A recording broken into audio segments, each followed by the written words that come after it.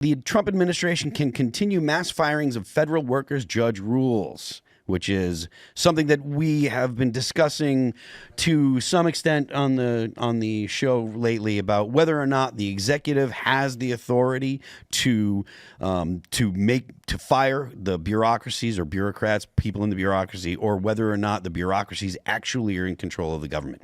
The Guardian reports the Trump administration can, for now, continue its mass firings of federal employees. A federal judge ruled on Thursday, rejecting a bid by a group of labor unions to halt Donald Trump's dramatic downsizing of the roughly 2.3 million strong federal workforce. The ruling of the U.S. District Court Judge Christopher Cooper in Washington, D.C. federal court is temporary while the litigation plays out. But it is a win for the Trump administration as it seeks to purge the federal workforce and slash what it deems wasteful and fraudulent government spending. Now, actually, I'm going to try and look this up. I saw Stephen Miller talking today during the what's it called, the press briefing, and he had a great breakdown of this situation. I'd like to play it for you guys if I can find it, and I retweeted it, so it shouldn't take too long. You have a sick timeline, Phil. In a good way. You have a great timeline. Yeah. Thank you very much. Okay, we're going to go ahead. Here we go. For 4 years, failed to cover the fact that Joe Biden was mentally incompetent and was not running the country. It is also true that many people in this room who have used this talking point that Elon is not elected fail to understand how government works. So I'm glad for the opportunity for a brief civics lesson. A president is elected by the whole American people. He's the only official in the entire government that is elected by the entire nation, right? Judges are appointed, members of Congress are elected at the district or state level, just one man. And the Constitution, Article 2, has a clause known as the vesting clause, and it says the executive power shall be vested in a president, singular. The whole will of democracy is imbued into the elected president. That president then appoints staff to then impose that democratic will onto the government. The threat to democracy, indeed the existential threat to democracy, is the unelected bureaucracy of lifetime tenured civil servants who believe they answer to no one, who believe they can do whatever they want without consequence, who believe they can set their own agenda no matter what Americans vote for. So Americans vote for radical FBI reform, and FBI agents say they don't want to change. Or Americans vote for radical reform on our energy policies, but EPA bureaucrats say they don't want to change. Or Americans vote to end DEI, racist DEI policies, and lawyers in the Department of Justice say they don't want to change. What President Trump is doing is he is removing federal bureaucrats who are defying democracy by failing to implement his lawful orders, which are the will of the whole American people.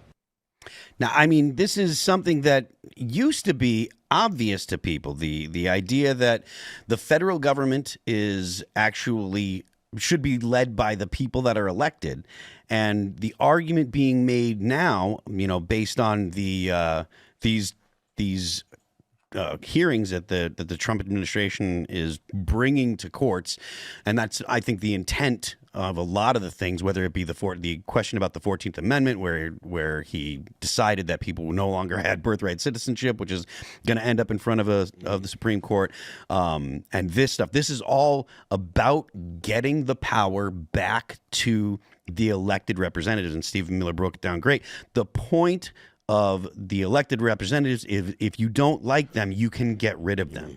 And a bureaucracy that is protected by unions, and when you can't fire people, that means that regardless of who's in office, you can't have any kind of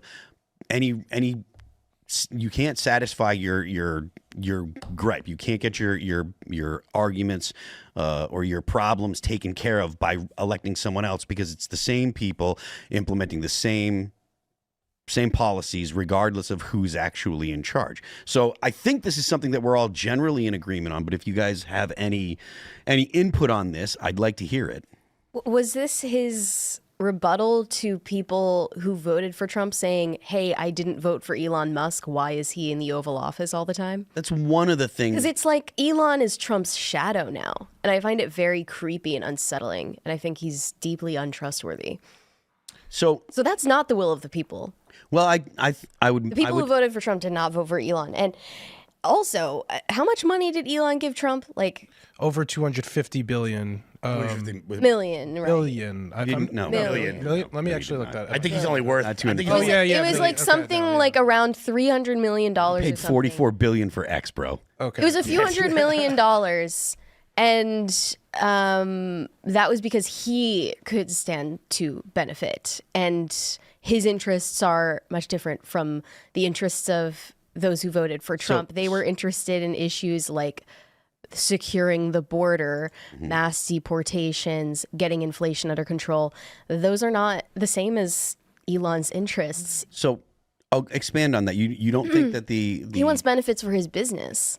So how does Doge, the work that he's doing with Doge, how does it benefit Elon Musk?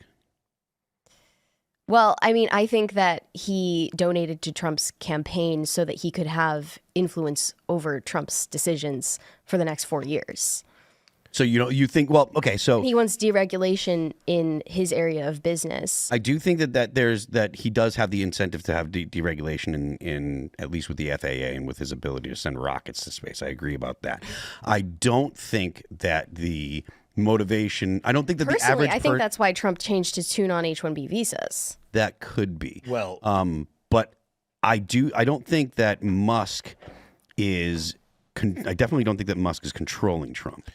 And I also. I mean, he has some control over Trump. He gave Trump a few $100 million. I mean, just because. Okay, why would he do that if it didn't mean he could have some control? Because it's Just 'cause he, like, felt influence strongly about it? Influence is different from control. They're not the same. Influence no, it's not. It's totally not. Control means you're in charge. Influence means you can actually talk to the person and get your opinion in their ear. It's totally different. Influence is not control. Those are two totally different meanings. And then as for his whether or not he wants to change regulation, yes, I agree about that. I do think that he wants to see less regulation on things like on SpaceX and stuff like that, because he can't get rockets into space at the tempo that he wants to with the way that the FAA looks at SpaceX. So I agree with you there. But I don't think that the work that he's doing when it comes to things like this, right, firing of federal workers and stuff like that, I don't know how that actually benefits Musk personally. I don't know how I feel about him trying to cut costs in the federal government when he wants the federal government to subsidize his company. You understand Like, that doesn't make sense to me. You understand that he doesn't actually have any power to make cuts. An audit is just making recommendations, and then the president has to say yes. Okay, sure. I just don't think anyone donates hundreds of millions of dollars to a presidential campaign not thinking it gives them power. I think, like I said, I agree that That's real power. I agree that he assumes that he has influence. That He's correct. That is not just an assumption. That is correct. Okay, and again, I'm agreeing with you. I'm not disagreeing about that. But what I'm talking about is stuff like this, because the topic that we're kind of talking about right here is whether or not the executive has the power to fire people in the bureaucracy. Yeah, I don't think that's the real issue at hand here. I think there are multiple true things here at the same time. But before I even get into those details, I want to say, Mary, I actually think you're completely spot on and kind of brave to say that, because now I feel like you can't nowadays, if you say something bad about Elon, he kind of built this people jump down your throat. personality around him. But I think everything you said is kind of plain and obvious, and like I don't know how people would debate otherwise. Like, he was Trump's biggest donor. I looked it up. It was $290 million. There's conflicts of interests all across the board. And I mean, he could gish gallop his way into different things. Oh, this affects me, this doesn't. But like, he won't be able to actually go through all the individual business dealings. I guess the real issue at hand here is that it's a creepy relationship. What do you mean? Wait, if What I do you can mean finish by- 1 second. Elon Musk and Donald Trump have a creepy relationship. It should be concerning, and like I think there's some validity to people who are concerned about this relationship. Steve Bannon was actually one of the first guys on the right to say something about this. I think there will be a rift in that Trump does. It's a very odd relationship. There was a recent interview that he did with Sean Hannity, where Sean Hannity had both of them on together. There was a weird dynamic. Steve Bannon issued a warning to conservatives and Republicans, saying Elon Musk is one of the oligarchs who will abandon us. And I mean, like on certain top issues that are really important to MAGA, he already has abandoned on Assange. So, for example, like the H-1B visa stuff. So I think there's a lot of valid concerns around Elon Musk, and we shouldn't just sweep this all onto the table. There's so many conflicts of interest between SpaceX, Tesla, his interests in China. He has so many Tesla mega factories in China. They're like we don't even fully understand the depth of conflict of interest that Elon Musk has, and I feel like wading through it is so difficult to a point where it's impossible. I understand that. So you both have a kind of, I mean, essentially, for lack of a better term, you both kind of have the ick about it, right? And that's fine. It's kind of a strange relationship that the richest person on planet Earth donated the highest amount ever donated to a political campaign, and then he's benefiting from it in one way or another. That's not to say Elon Musk could be doing some good work with things Doge. like in one way or another. Then it loses any kind of ability to actually debate it. You're just like, well, he's benefiting in one way or another. If you can't articulate how you think he's benefiting, and that's what I'm because he has a conflict of interest. No, I'm like, what do you think is a conflict of interest? He gets government contracts, and now he's involved in cutting some aspects and not others, and he's getting this sort of influence in the halls of powers behind the scenes with a lot of these players. Hold on. I think that you guys have this all wrong. I think, and look, I want to be clear. I wish we had money out of politics like this. However, I'm going to play the same rules as the Democrats. They want to take hundreds of millions from Zuckerbucks and George Soros. I'm going to take hundreds of millions from Elon. Until we change the rules, I'm going to play the same rules as everybody else. What does Elon get for his money? I have no idea. What do you think he gets for his money? can't even Do you get articulate anything? yourself. No, wait. What do you? I told you there's a conflict of interest here. You don't think he gets anything for the 300 mil? I'm sure, I absolutely think he does. He gets. You think he there's gets to conflicts of stay- interest with he gets to Elon stay Musk? at When there is a Mar-a-Lago. conflict of interest, I will absolutely call it out. But the fact, but right now, I have yet to see any of that. I know that when NASA screwed up and left 2 astronauts in space, the first thing they did was call Elon and say, "Hey, can we get your help to go rescue these guys?" So to me, I would rather spend the money on whatever Elon Musk is doing as far as SpaceX or Tesla, which I mean, Tesla's just awesome. I would much rather spend the money on that than the absurd waste, than the comic books in Peru, than any person who's ever worked in a government agency. Any person who's worked for the government knows you could cut 20% of the workforce and not notice. Can all these things be true at once, though? I agree with these cuts. He might be cutting things in proper ways. There may be good things that he's doing, but I think the conflicts of interest and then the political contributions getting the What's the negative outcome that you're afraid of? undue influence by the richest people in our country in influence politics. isn't an outcome, But that's nothing Influence isn't new. an What do you- outcome. and the conflict of interest that are downstream from that, like. So, but what is it that you think is going to Musk is going to? okay, I'll so- just say my main worry is that Elon Musk is a transhumanist, Okay. technological accelerationist. And I do think that he has a certain animosity toward the American people because he is not American. And that's very clear by the absolute naked vitriol that he threw at Americans who are against H-1B visas. The way that he spoke to them in that moment said everything about who he is. I think even the way that he conducts himself in his personal life says everything about the type of person that he is and that he's untrustworthy. So okay, And he has the most influence over the president. I agree with than you about anyone. I agree with you about all the transhumanist technology stuff. That's all there. I think that's He wants to shoot us into space so that we can live underground in pods on Mars. so okay. So I don't think And then any of that. also I like don't think grow any, babies yeah. in laboratories. So I get what you're saying, it's and I know evil. exactly He's like an actual Okay, but Mary, hold on. storybook Hold on. I get what you're saying, and I understand where you're coming from. I understand your argument. I understand where it's coming from.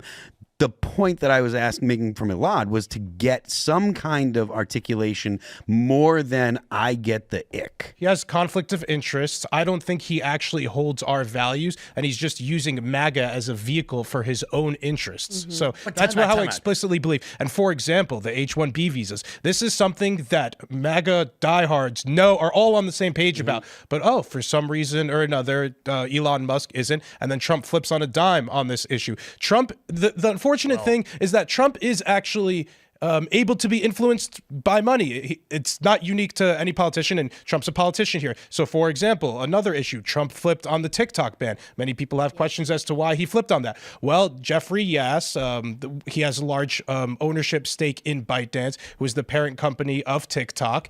He stopped donating to Trump at one point. They rekindled their relationship, and now Jeffrey Yass's support was donated millions to Donald Trump as well. And then he suddenly changed his tune on TikTok. So I don't think...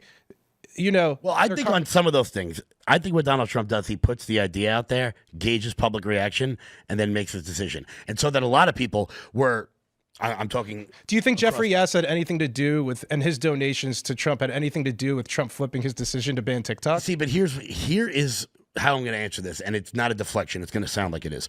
Until you can prove that, until there is proof that his donations had an impact, until there's proof that Elon Musk's subsidies are actually. He wasn't donating to him, and then Trump was for banning TikTok. He stopped. He wasn't donating to him. He started donating to him, and then Trump flipped on this issue that he was outspoken about. Because I think a lot of people were against it. Don't you think that Donald Trump is more pliable when it comes to stroking his ego than monetarily? Donald Trump is unique in politics in that I think that you can actually get more out of Donald Trump by telling him that his hair is nice and you telling stroke him his ego smart. with the money. Trust me, he still likes the I don't hundreds trust you. of millions. I think that I really do think that the situation, because I don't not that Donald Trump doesn't need money to donations and stuff like that, but I really do think that Donald Trump is far more pliable when it comes to getting people to like him than when it comes to actual money donations. If you give Donald Trump money and then you insult him, he's not going to let that. You're arguing. The issue here is you're arguing in the abstract, and I'm trying to give you guys specific examples. But you haven't yet. You haven't given any specifics No, at all. okay, I asked Mary, and she was able to articulate point by point. Give you. Okay, so well, he gives me the. I kind of want to hear more about that transhumanism thing. That's Neuralink, man. That scares totally Neuralink. Scares the crap out of me. He literally wants to sew the internet into our brains. There is nothing on earth I want less than that. I like taking this and putting it on the other side of the room for like an hour. The way that he describes it is simply that, like, right now the interface for everyone's already a cyborg, and it's just that the interface is slow because your phone is you're using your thumbs. And his argument. No, I'm not trying to convince you of anything, Mary, but his argument is that the interface, if you can speed up the interface by having a chip in your brain, which is what Neuralink is, that people will take the next step to become transhuman and cybernet. He's absolutely that. There's no way that ends well. Well, I mean, look, I don't. There's no way it ends. He is someone who wants to conquer human nature, who wants to basically abolish death, and also have complete technological control over human reproduction. Do you think that he wants to control it, or do you think that he looks at it like that's what he thinks that human beings should be able to do? I mean, he is that preeminent figure, isn't he? I don't know that he has that kind of desire for control. No? Nah, He's the richest man on the planet. He's the richest, but something that happens by accident? He's the richest man on the planet, but he's the richest man on the planet by taking like really, really, really big risks about things that he believes in. Whether or not you agree with him, like you can totally disagree, and that's fine, but like he believes that, you know, climate change is something that's important to worry about, so that's why he started Tesla. And he believes that it's possible for an asteroid to come and wipe out all of humanity. That's why he thinks we need to be multiplanetary. He believes that it's important for people to have access to the internet no matter what their government says. That's why he started why he started Starlink. He believes in free speech, which is why he bought X. Why he bought X for now X is just a garbage dumpster fire of social media It's platform. so much more fun now. It's not. It used to be way more fun back when Jack Dorsey ran it, and I stand on that. Yes, it was. It was always more fun when you knew to get in trouble for saying something funny. And now everything on X is just brain rot slop. Damn, Mary, you're #1 Musk hater right now. I am. I have Elon derangement syndrome. And you're spot on with your Twitter take and your Musk take. So yeah, Twitter's so much more fun now. No, it's really not. Yeah, it's really not. It you sucks. Need to it's just a giant dump. Re-examine. It's a giant dump of bot accounts, pornography, and clickbait. And other than those first two, we can get rid of those. People engagement farming. That's basically all it is now. Thanks for checking out this clip from Timcast IRL. Make sure to watch the show live Monday through Friday at 8 p.m. Subscribe to this channel, and we will see you all there.